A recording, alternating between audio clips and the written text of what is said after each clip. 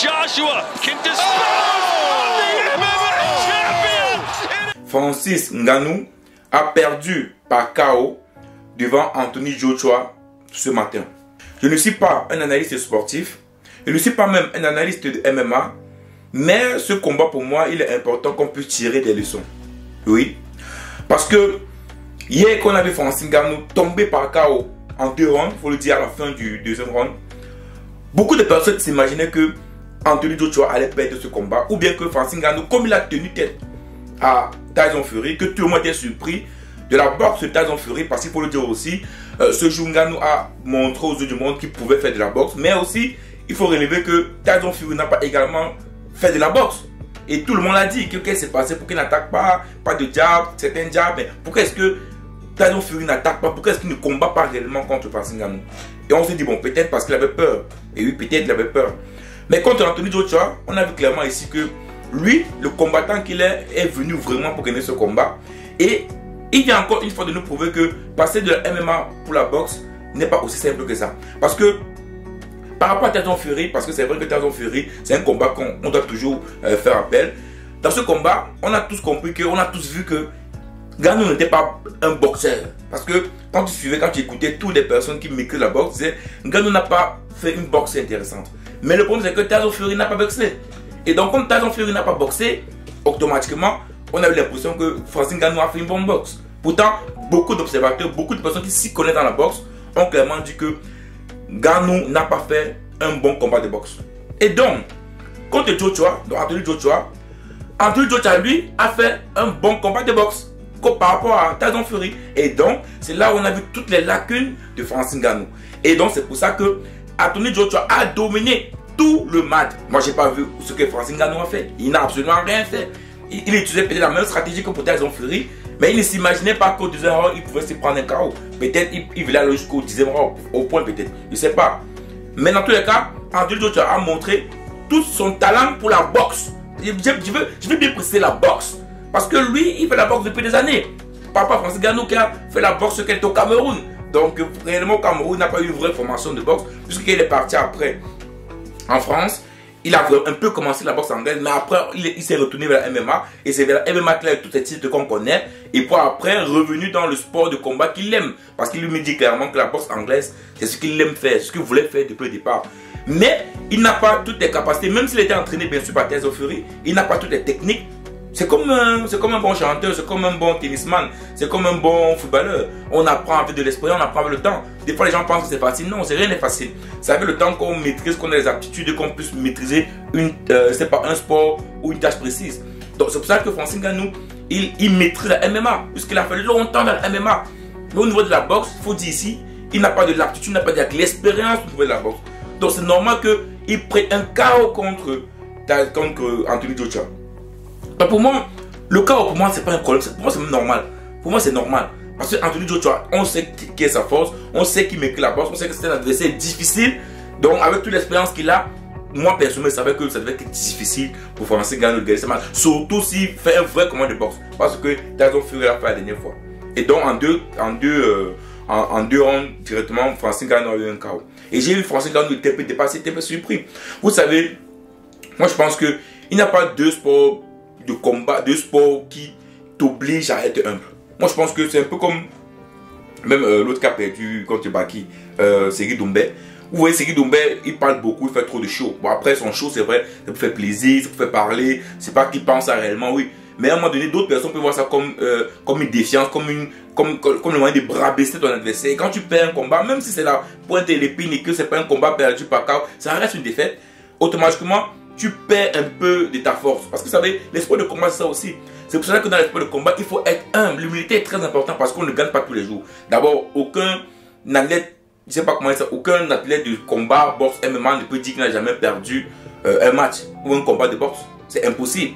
Toute personne qui a fait de la boxe ou bien un sport de combat pourra te dire qu'il a déjà perdu un combat. Même si ce n'est pas en professionnel, même en amateur, on perd toujours. Voilà. Et donc c'est là où il faut revenir sur terre et comprendre que la défaite c'est normal. La défaite c'est normal. Mais maintenant il faut apprendre de cela. Ngannou doit apprendre sa défaite. Lui il va être rentré en boxe. Donc cette défaite pour moi c'est même très bienvenu pour lui parce qu'il faut le dire, contre Tyson Fury, peut-être c'est pas le cas, je le dis aussi, mais peut-être qu'il a pris de la grosse tête. Peut-être que ce combat-là l'a fait prendre de la grosse tête. Il pensait effectivement qu'il pouvait entrer dans un nouveau sport de combat avec de la hauteur et puis commencer à battre tout le monde. Non. Donc pour moi, cette défaite, c'est une défaite qui est même très bien arrivée. Oui, puis c'est arrivé à son deuxième match de boxe. Donc ça veut dire qu'il va revoir les vidéos, revoir effectivement là où Joshua, dans Anthony Joshua l'a dépassé techniquement au niveau des jabs, au niveau de la technique du placement, du pied, du placement. Il va revoir tout ça et ça va lui permettre de mieux apprendre encore lorsque tu es sur les rings. Parce que, vous savez, tu auras beau appris hors du ring. Avec Tyson, Mike Tyson, lui, il t'apprend les techniques de combat, tout le reste. Mais on apprend plus quand on est dans le ring. C'est comme tout type de sport. Tu vas apprendre le tennis, que ce soit le tennis, le football, en entraînement, oui, tu vas faire des choses.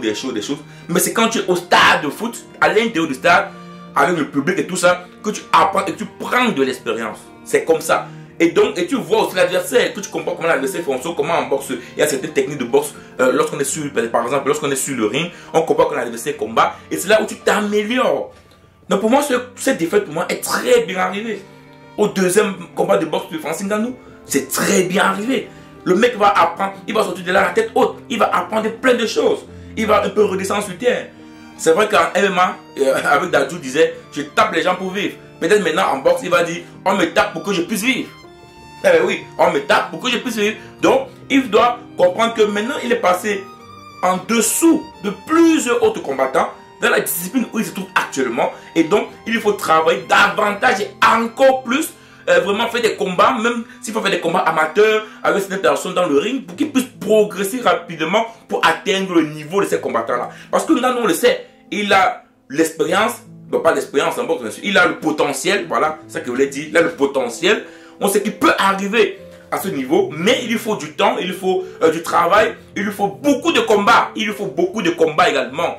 Il faut beaucoup de combats. Tu vas venir avec, tu as 2 combats de boxe, tu as combien de combats de boxe? Mais je pense qu'Anthony Joshua doit avoir au moins plus de 20 de combats de boxe. Donc c'est pas un amateur, il n'y a pas de combat professionnel. Donc si on tient encore ces combats amateurs, tout ça qu'il a progressé, c'est peut-être plus de centaines. Donc vous comprenez ici là que c'est pas comme ça que tu peux t'élever, venir combattre le mec et gagner, non, c'est pas possible. Donc pour moi, c'est bien avec cette défaite. Ngannou, franchement, je pense qu'il a appris de cela. Il va grandir, il va encore plus grandir dans ce cercle de la boxe. Je pense que son combat contre Tyson Fury, il va comprendre que Tyson Fury n'avait pas fait un combat. Donc on ne sait pas pourquoi. Franchement, il dormait un peu. Du coup, il a pris l'avantage sur lui. Mais en soi, c'est pas ça qui pouvait battre tous les grands combattants de boxe. Peut-être contre Tyson Fury, c'était un match arrangé. Vous savez, en sport, même en sport, c'était où? En Arabie Saoudite, peut-être là-bas, on a dit donc il faut que le match parte à 10 rounds pour que. Vous savez comment ça marche? Peut-être, je ne sais pas. Je le dis comme ça. Peut-être c'est pour ça qu'on a vu un match où Tyson Fury, un combat où Tyson Fury n'a pas réellement combattu. Et maintenant, c'était un vrai combat. Et là, on a vu les lacunes de Francis Ngannou. Mais cela n'empêche qu'il peut progresser, il peut grandir, il peut devenir beaucoup plus fort que ce qu'il peut. Il peut devenir beaucoup plus fort que maintenant dans la boxe. Et ça dépendra de lui, ça dépendra de ce qu'il veut. Et moi, personnellement, je sais que des personnes comme Ngannou, qui ont vécu une vie difficile, qui sont toujours battus dans la vie, qui ont toujours relevé tous les défis, qui sont tout donnés à fond pour pouvoir réussir, je pense qu'il va se relever facilement. En tout cas, avec le mental africain, vraiment, que je dis mental africain, c'est le mental que nous on a en Afrique. Le fait qu'on souffre déjà beaucoup. Vous savez, ici en Europe, ils ont les préparateurs mentaux parce que voilà. Mais nous en Afrique, on n'a pas ça, on a le préparateur mental parce que notre mental est après. Tellement on souffre que le mental est à préparer à ça. Oui. Moi, je me rappelle, j'ai fait un accident en Europe. On m'a dit, attends, tu vois un psychologue, on appelle. Non, pourquoi pas besoin? Ça va. Je suis bien porté, j'ai pas de problème, ça va. Vous savez, nous, on a cette capacité-là parce qu'on a tellement souffert que mentalement, on est très prêt par rapport peut-être à les Européens. Donc, je pense que mentalement, Francis Ngannou est prêt et je pense qu'il va se relever. Donc, félicitations à Anthony Joshua. Félicitations également à Francis Ngannou qui s'est battu haut et fort pour pouvoir lever le drapeau du Cameroun, lever le drapeau de l'Afrique. Et je pense que même s'il a perdu aujourd'hui, demain sera des jours merveilleux. Demain, il va réussir à gagner grands combats. Et je pense que c'est toute l'Afrique, c'est tout le monde entier qui sera fier de lui. Courage Francis Ngannou. Ciao.